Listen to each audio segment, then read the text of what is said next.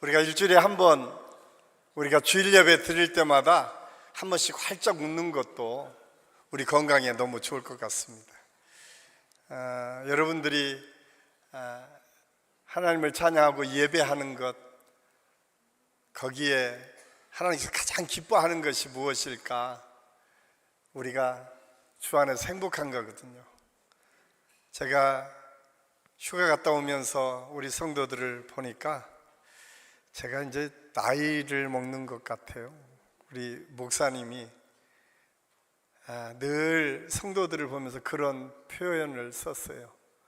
보기에도 아까운 분들이다. 이준표 목사님이 항상 설교할 때마다 보기에도 아까운 우리 성도들이다 라고 했는데, 이제 제가 나이가 먹는지 이렇게 잠깐 한 주 안 보고 이렇게 왔는데도 정말 보기에도 아까운 분들을 만나니까 너무 행복하고 감사한 마음이 내게 있습니다. 여러분들이 매 주간, 매 주일 이렇게 하나님을 예배하고 찬양할 때마다 우리 옆에 있는 우리 성도들을 위해서 그렇게 기쁘게 만나고 축복하는 우리 한신교회 모든 성도들이 될 수 있기를 간절히 소원합니다. 우리 교회가 입당한 지가 28년이 되었어요. 어제가 8월 15일인데 1998년 8월 15일, 여기 아무것도 없을 때에 우리 교회만 덩그러니 세워지고, 또 하나님의 은혜를 통해서 그때만 하더라도 한국 교회에 많은 사람들에게 알려져서 이 예배당이 가득 채워지도록 입당 예배를 하나님께 올려드렸습니다. 그러기를 28년 됐습니다. 저는 우리 한신교회가 앞으로 어떤 미래를 열어가야 될까, 그리고 우리 한신교회를 통해서 하나님께서 이루실 역사가 무엇일까, 하나님께서 우리 이준표 목사님을 통해서 민족 성전이다 라고 하는 비전과 꿈을 갖게 하시고, 한국 민족을 신자하자는 비전과 꿈을 가지고 이 교회를 세우게 하시고, 수많은 성도들의 기도와 헌신을 통해서 이 아름다운 성전이 세워졌습니다. 목사님의 마음속에 지금 생각해 보니까 우리 목사님 생신이 8월 29일이었어요. 여러분, 8월 29일이 무슨 날인지 아세요? 늘 그분은 그런 고백을 했어요. 우리나라의 국치일, 8월 29일이 우리나라가 완전히 나라를 뺏겼던 날, 그래서 국치일로 기념되는 날이 자기 생일이라고 늘 말씀하셨어요. 그분의 마음속에는 또 하나 있었습니다. 그 안타까운 때의 나를 이 땅에 보내신 이유는 한국 민족을 붙잡고 기도하는 믿음의 역사를 이루기 위함이다 라고 하는 생각을 그 마음속에 늘 가졌던 것 같아요. 그래서 한국 민족을 신자원한 비전과 꿈을 가지고 한신교회라고 하는 이름을 지었고, 한국신학대학, 한국이라고 하는 이름이 좋아서 한국신학대학에 들어와서 신학을 했고, 또 한신교회, 한국민족을 신자원한 비전과 꿈을 가지고 한신교회 이름을 붙여서 교회를 개척했습니다. 그 교회가 저와 여러분이 지금 섬기고 있는 한신교회입니다. 저는 오늘 말씀의 제목을 여전히 하나님의 손에 있습니다. 그렇습니다. 그렇게 귀한 목사님을 세우시고 그를 통해서 교회를 이루어가신 그 하나님께서 여전히 지금도 우리 교회를 붙잡고 인도하시고 함께 하실 것이고, 앞으로도 우리 하나님께서 끝까지 우리 교회를 붙잡아 주시고 인도해 주실 줄로 믿습니다. 그 고백이 여러분이 성전에 들어올 때마다, 하나님을 찬양하고 예배할 때마다 그 믿음의 고백이 우리에게 먼저 있었으면 좋겠습니다. 그래서 저는 어떤 말씀을 가지고 함께 은혜를 나눌까 생각하다 오늘 우리가 읽은 역대하 7장 13절에서 14절 말씀을 가지고 함께 은혜를 나누려고 합니다. 이 말씀은 어쩌면 이스라엘 백성들에게는 가장 축복된 날에 선포된 하나님의 말씀입니다. 우리가 이 말씀을 어디에서 가장 많이 보죠? 우리가 역대하 7장 14절은 이 액자로 만들어진 곳에서 가장 많이 볼 수 있죠. 그 말씀이 이렇게 기록되어 있습니다. 내 백성이 스스로 낮추고 기도하여 내 얼굴을 찾으면 내가 그들의 땅을 고칠지라. 이 말씀이 참 많은 사람들에게 감동이 됐던 것 같아요. 그래서 하나님께서 고쳐주시고 회복해 주신다라고 하는 이 말씀을 우리 모두는 사랑하고 액자로 만들어서 그걸 통해서 위로받고 힘을 얻었던 것 같아요. 그런데 정작 이 말씀이 있기 전에 13절은 조금 더 다른 이야기를 합니다. 하늘 문이 닫히고 메뚜기가 성행해서 너희들의 고물이 다 없어지고 심지어는 전염병이 옮겨져서 많은 사람이 죽어나가는 그때에 먼저 전제가 그 말씀이라는 사실을 우리는 알아야 됩니다. 많은 사람들이 14절 말씀, 하나님께서 고쳐주시고 회복해 주시고 인도해 주시고 축복해 주시는 말씀은 너무나 우리가 쉽게 받아들이면서 정작 그것이 얼마나 소중하고 중요한지 알도록 하시는 하나님의 은혜에 대해서는 우리가 잊고 살 때가 참 많이 있는 것을 알 수가 있습니다. 그런데 가만히 생각해 보면 마른 땅이 없다면 단비라고 하는 의미가 무슨 의미가 있겠습니까? 병든 곳이 없다면 치유와 회복이 어떤 의미가 있겠습니까? 길을 잃은 적이 없다면 길을 찾고 회복하는 것이 어떤 의미가 있겠습니까? 결국은 내가 아프고 힘들고 고통을 경험하고 그것이 회복되는 과정을 통해서 더 큰 은혜를 경험하게 됨을 알 수가 있습니다. 그래서 C.S. 루이스는 고통의 문제라고 하는 책을 통해서 하나님께서 우리 인생에게 고통을 주시는 것은 하나님의 확성기다. 하나님께서 크게 소리쳐서 하나님의 하나님 되심을 알려주는 것이 이 고통을 통해서 우리에게 알려주신다라고 그는 이야기하고 있습니다. 평안할 때는 들리지 않았던 아픔 속에서 들릴 때가 더 많이 있다는 이야기입니다.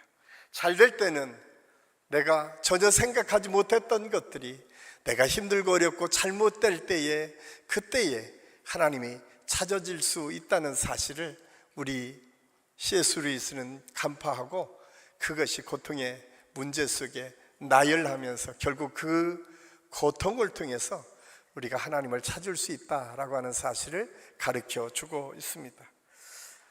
그러기에 성경은 우리의 아픔을 건너뛰고 희망을 말하지 않습니다.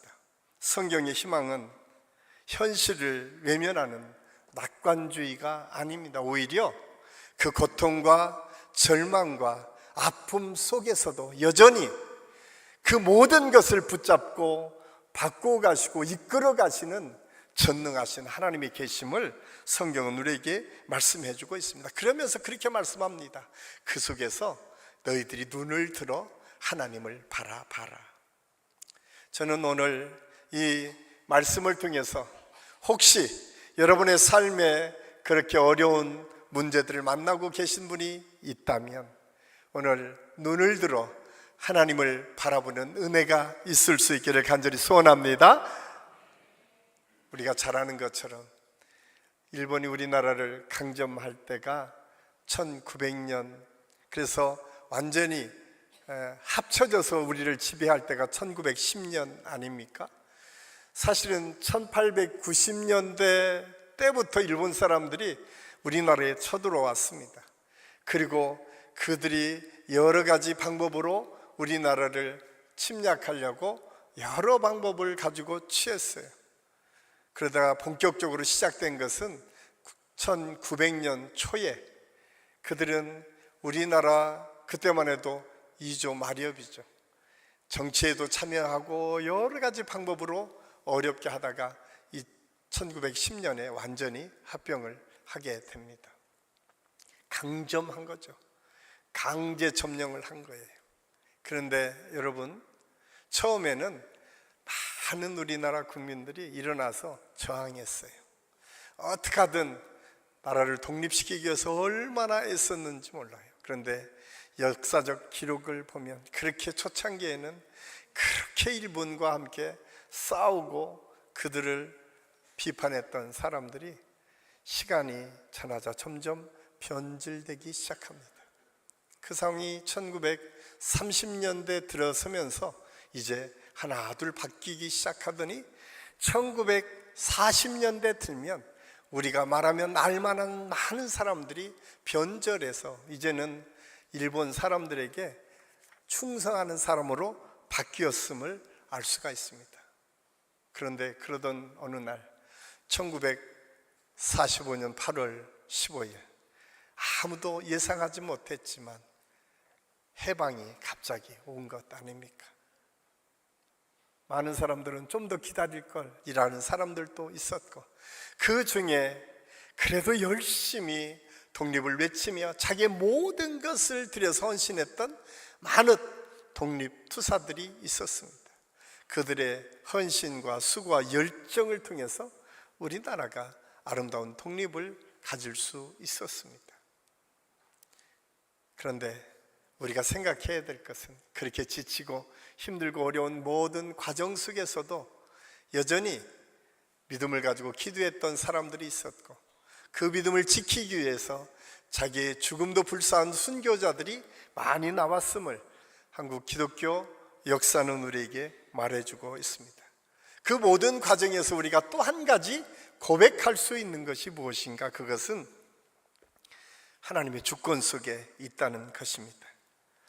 그래서 저는 우리 한식교회 모든 성도들이 마지막까지 믿음으로 붙잡아야 될 것, 이 모든 역사는 하나님의 주권 안에 있다 뿐만 아니라 저와 여러분의 삶의 모든 여정 속에서도 하나님의 주권이 있음을 기억하고 주권자이신 하나님을 바라보고 그 하나님을 붙잡는 은혜의 시간, 믿음의 시간이 될 수 있기를 예수님의 이름으로 간절히 축원합니다.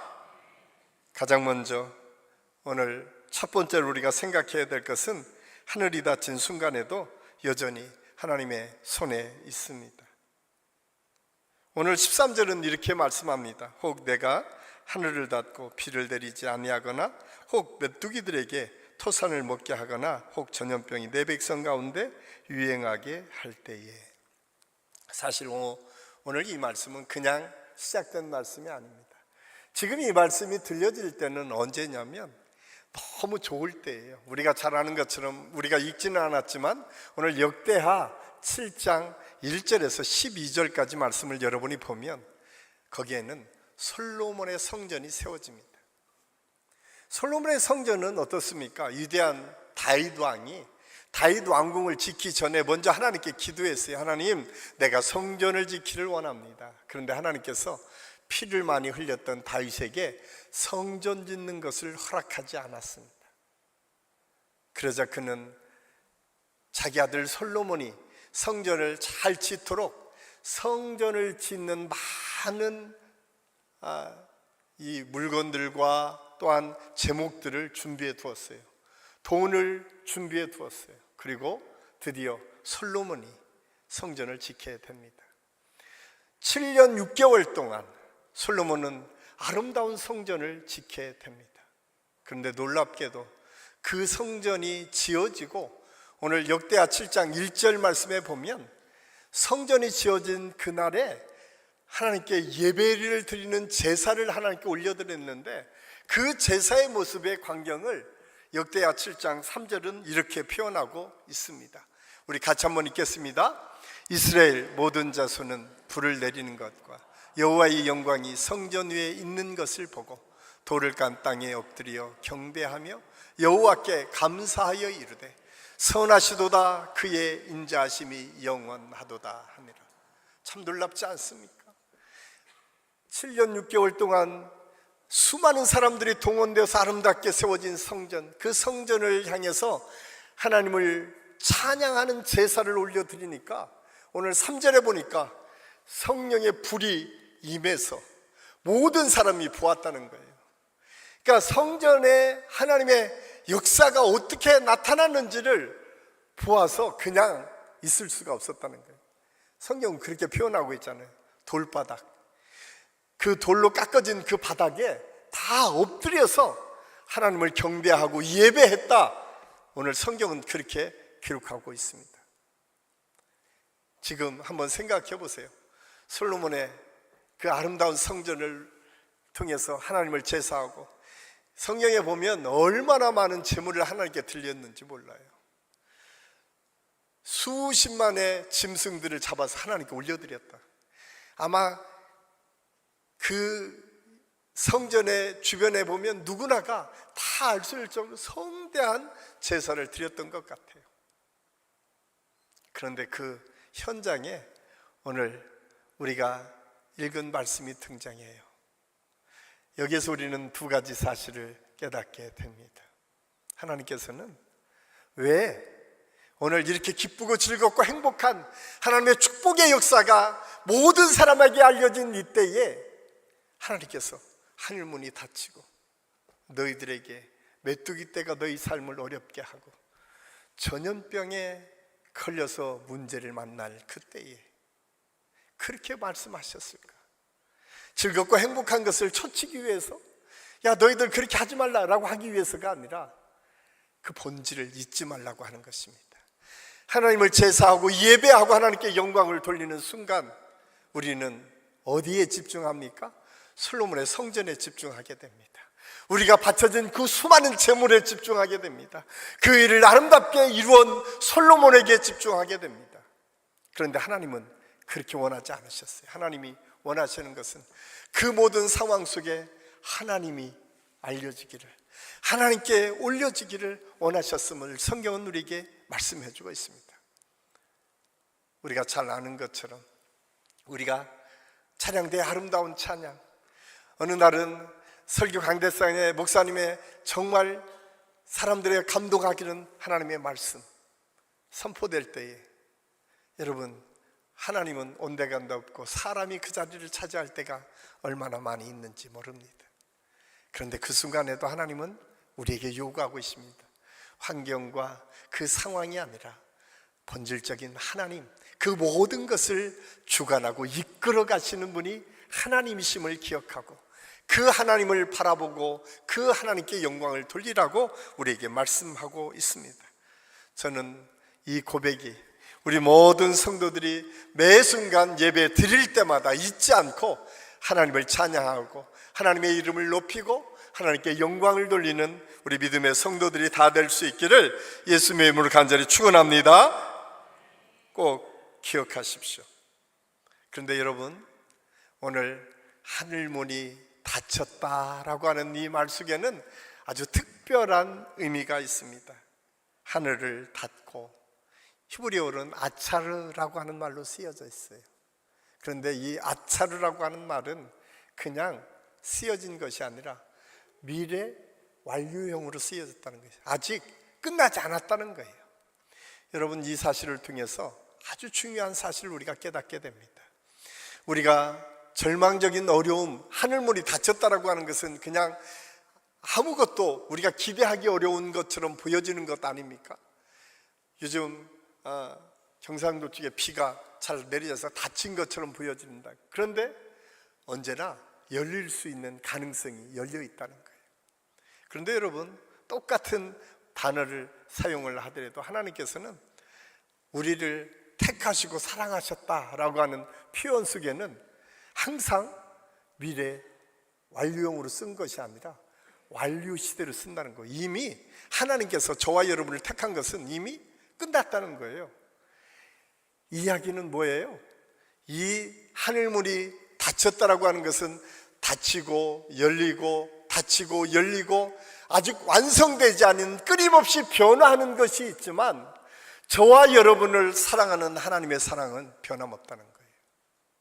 이미 완성되어 있다는 거예요. 여러분이 아무리 여러분 마음대로 살려고 여러분 생각대로 가려고 하더라도 결국은 하나님의 손에 붙잡히도록 하나님께서 이미 완성된 하나님의 택한 백성으로 저와 여러분을 불러주셨다는 거예요.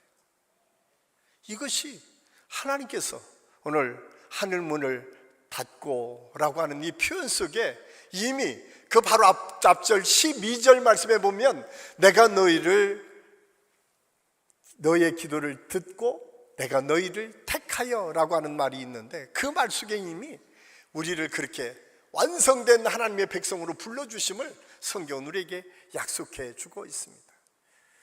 저는 이 말씀을 준비하면서 그런 생각이 들었습니다. 하나님 참 감사합니다.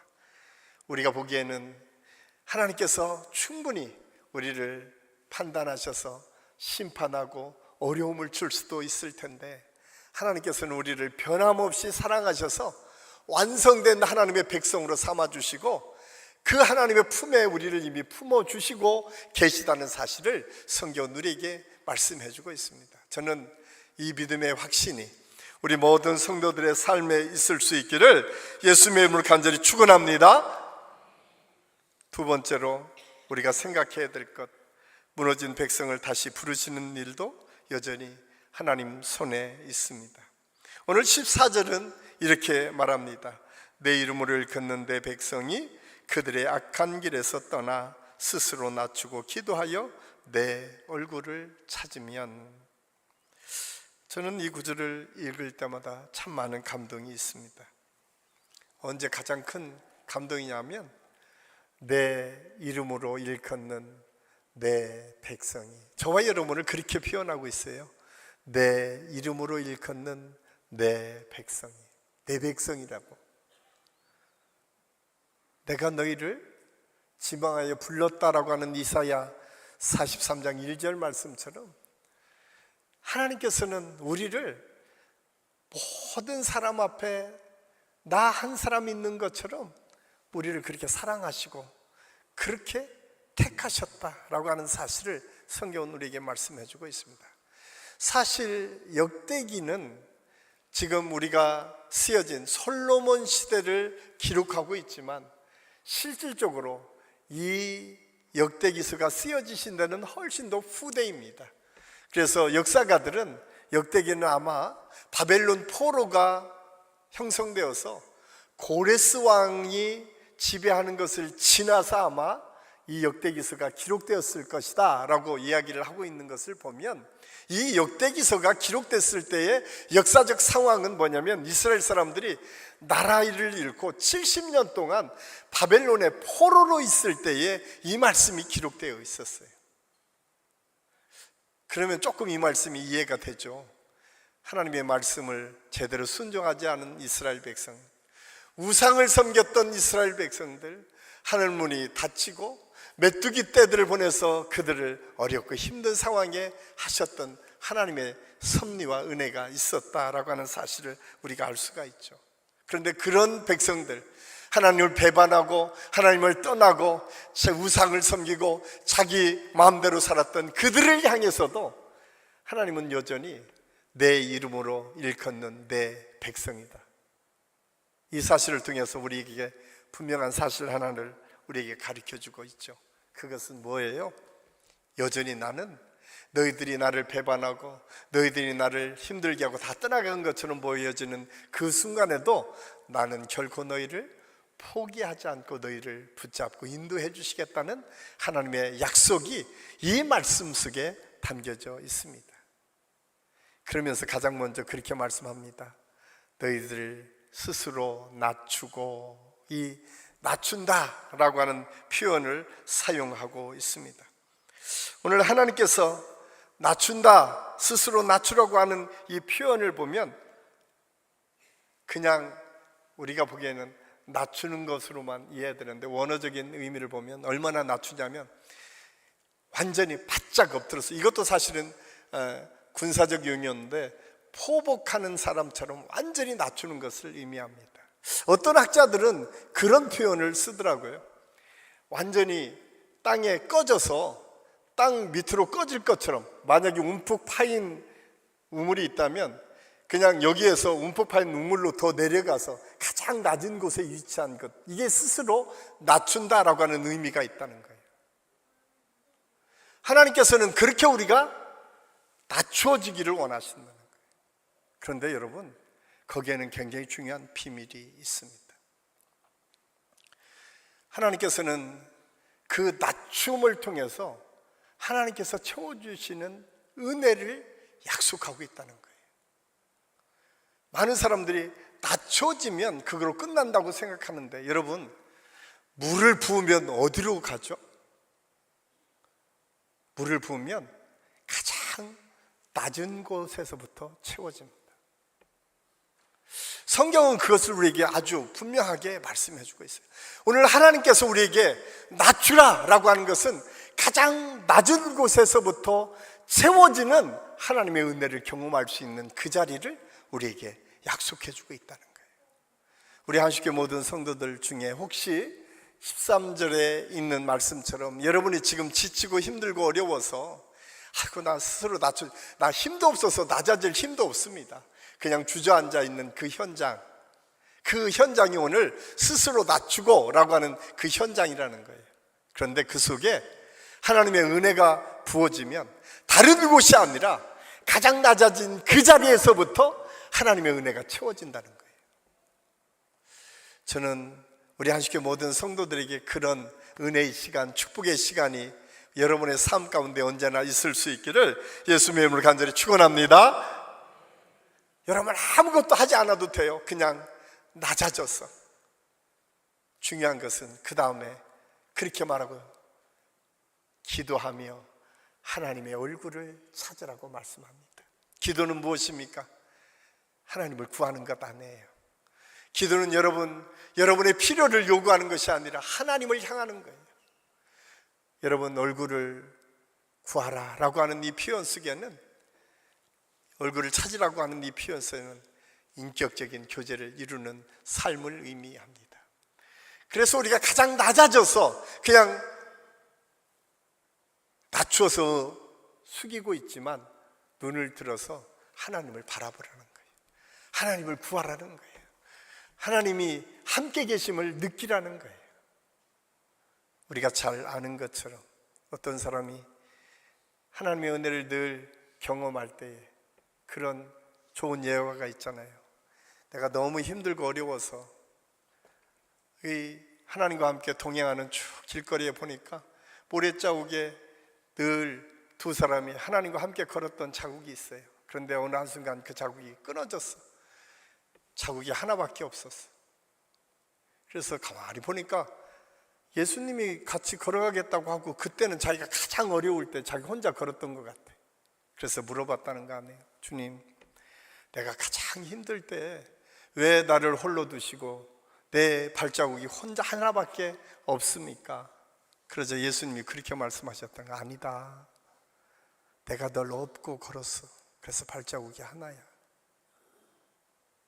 이것이 오늘 스스로 낮추고 다시 하나님의 은혜를 바라봤을 때 주시는 하나님의 은혜라는 거예요. 우리는 지치고 힘들어서 아무것도 할 수 없고 내 스스로 걸었다고 생각하는데 그 걸음을 하나님께서 업고 걸어가셨던 은혜의 시간이었다라고 이야기하고 있습니다. 저는 우리 한식의 모든 성도들 가운데에 혹시 여러분이 지금 지치고 힘들고 어려운 삶의 여정 속에 있는 분이 계시다면, 여러분을 곁에서 마지막까지 포기하지 않으시고 업고 이끌어 가시고 함께 하시는 그 주님의 사랑과 은혜를 경험하는 축복의 역사가 있기를 예수님의 이름으로 간절히 축원합니다. 그럴 때 그들은 악한 길에서 떠날 수 있었다라고 성경은 우리에게 말씀해 주고 있습니다. 그래서 방향이 완전히 바뀌어져서 이제 하나님의 은혜를 향해서 갈 수 있습니다.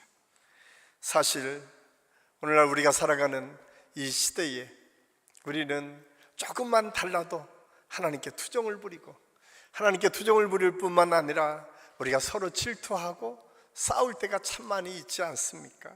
그래서 이념으로 싸우고, 세대로 싸우고, 계층으로 싸우고, 남녀로 갈라서 싸우고, 여러 가지 싸움의 현장 속에 여전히 하나님이 우리를 붙잡고 계신다라고 하는 사실을 깨닫는 사람들에게는 그 환경에서 조금씩 참아주고 함께하는 은혜를 경험하게 됩니다.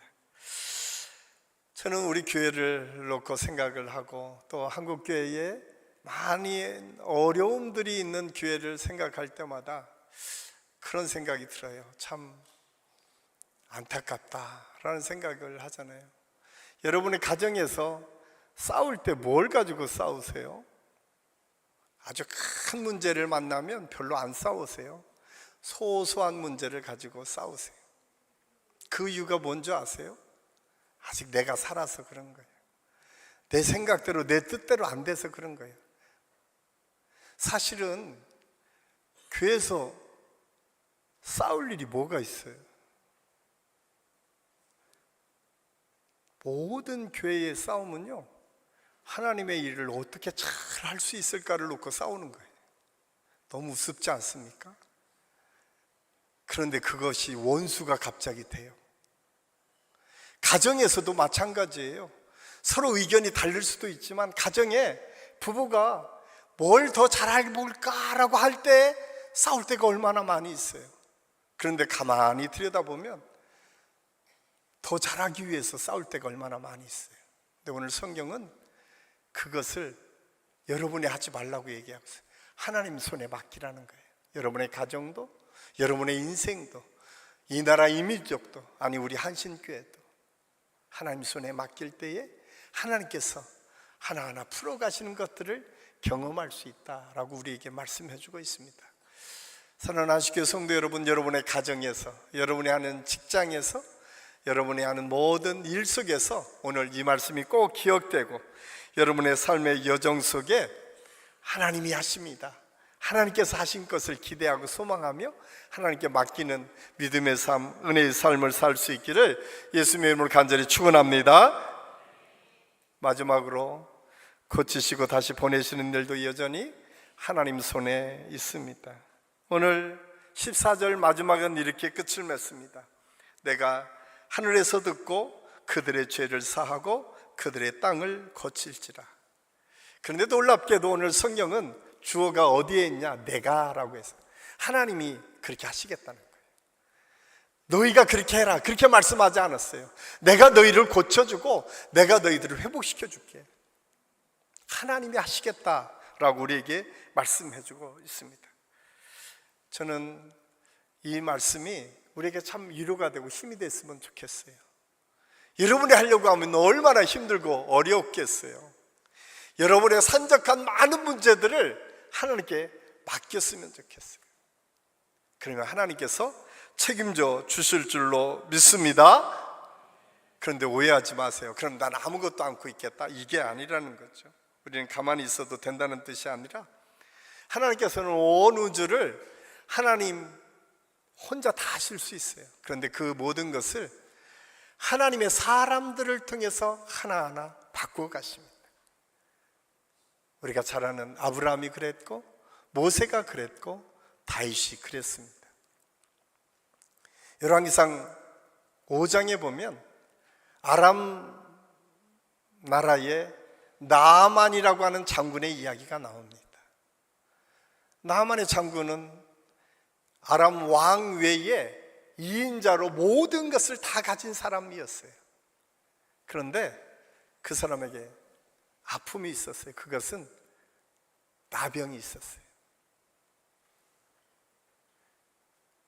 모든 힘과 권력과 능력을 가진 사람에게 그게 무슨 의미가 있었어요? 자기는 나병에 걸려서 그 살이 점점점 문드러지고 있는데, 그런데 종으로 잡혀온 이스라엘의 여종이 한 명 있었어요.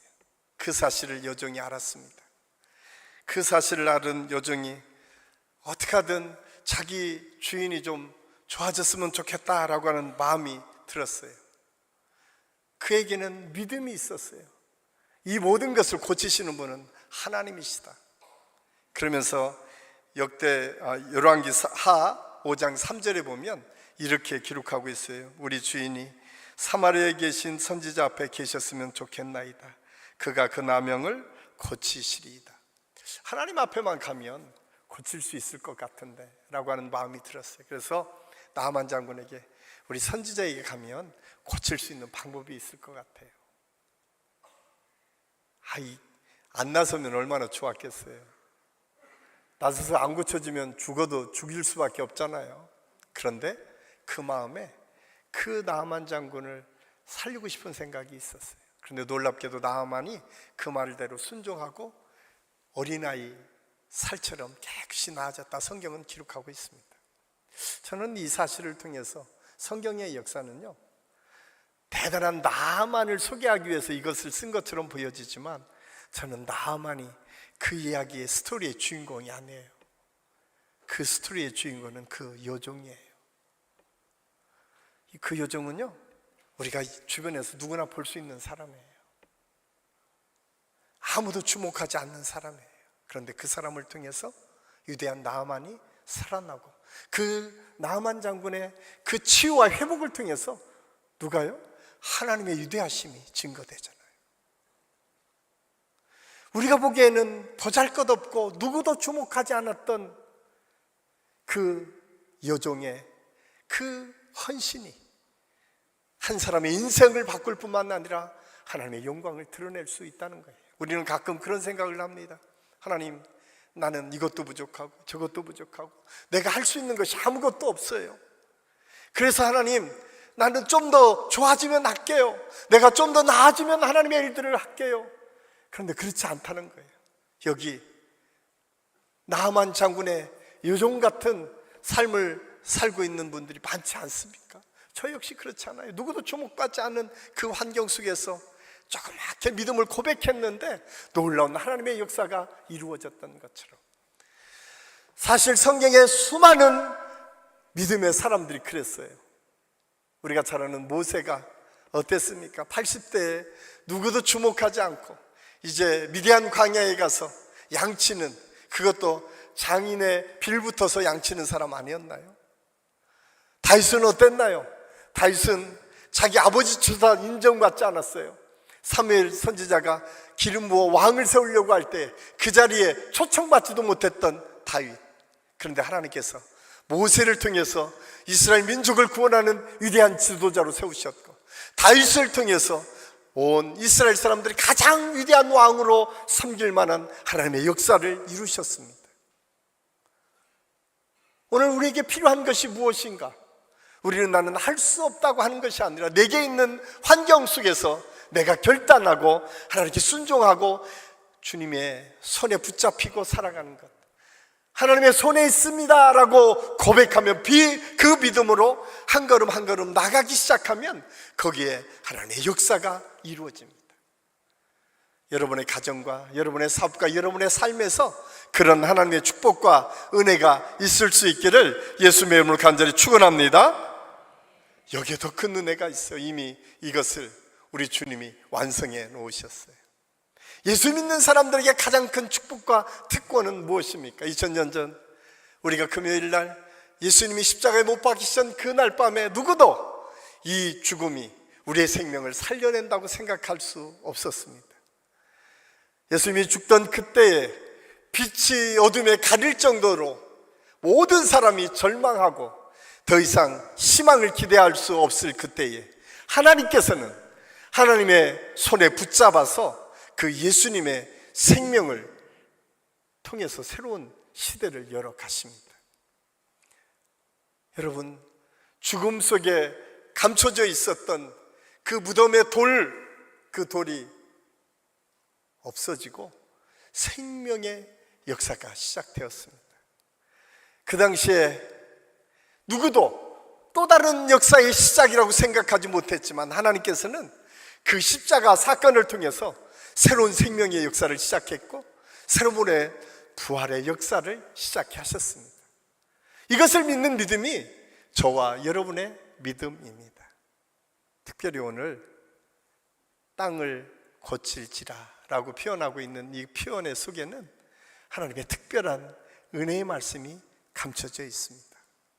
이 땅은 사실은 우리가 잘 아는 것처럼 에레츠라고 하는 히브리어로 쓰여져 있어요. 그런데 여기에 땅은 아르참이라고 하는 그들의 땅이라고 하는 표현으로 쓰여져 있어요. 이 그들의 땅이라고 하는 것은 소유격으로, 에레츠의 소유격으로 뭐냐면 우리 한 사람 한 사람의 땅이라는 거예요. 여기 있는 저와 여러분의 땅이라는 거예요. 그들 소유격을 가지고 있어요. 여기에서 우리 한 사람 한 사람에게 주어진 땅을 하나님께서 바꿔 가시겠다는 거예요. 이 사실은 여러분, 우리가 예수 믿고 영혼의 구원의 역사, 그래서 우리가 영원히 구원받아서 영원히 죽지 않는 천국에 들어간다라고 하는 것만이 아니라 이 땅은 구체적인 우리의 삶의 현실을 바꾸어 가시겠다는 하나님의 약속이 동시에 들어갔어요. 그 땅을 고칠지라 라고 하는 이 말 속에는 하나님의 약속이 있어요. 이 땅은 창세기 1장에서 나오는 땅이죠. 하나님과 하늘과 땅을 구분할 때 땅을 얘기합니다. 그런데 이 땅이 그대로 어디에 쓰여지냐면요, 창세기 12장 1절에 본토 친척 아비 집을 떠나 내가 내게 지시할 땅으로 가라고 하는 이 땅이 에레츠라고 하는 말로 쓰여져 있어요. 이 땅은 뭐예요? 아브라함에게 약속으로 주어진 땅이에요. 저는 한신교 모든 성도들에게 약속으로 주어진 땅이 있음을 기억하십시오. 그런데 하나님께서는 그냥 다른 사람의 땅이 아니라 그 땅을 고쳐주시겠다는 거예요. 여러분이 가지고 있는 땅, 여러분이 가지고 있는 사업, 여러분이 가지고 있는 삶의 터전을 바꾸어 가시겠다고 말씀하고 있어요. 이것이 하나님이 주신 축복이에요. 영혼만 하나님께서 우리의 영혼을 살리시는 것이 아니라 그 약속을 바꿔서 마침내 그 땅을 고쳐서 하나님의 능력으로 나아가도록 하겠다. 이 고치다라고 하는 말은 여러분이 잘 아는 라파라고 하는 말로 쓰여져 있습니다. 여호와 라파의 하나님. 이 라파의 하나님은 어떤 하나님이에요? 치료하시는 하나님이잖아요. 그 치료하시는 하나님은 이 라파라고 하는 의미 속에는 뭐냐면 어거진 것을 다시 맞추고 상처가 있는 것을 하나하나 꿰매서 다시 완벽하게 치료해 주시는 역사를 의미합니다. 그러니까 하나님께서 오늘 땅을 고치시겠다. 너희들이 스스로 낮추고 하나님의 얼굴을 구하고 그 악에서 떠나면 하나님께서 우리에게 주시는 약속은 뭐냐면 하나님께서 우리 한 사람 한 사람의 삶을 바꾸어서 한 땀 한 땀 하나님의 은혜로 새롭게 변화시켜 가시겠다라고 하는 약속이 이 속에 있습니다.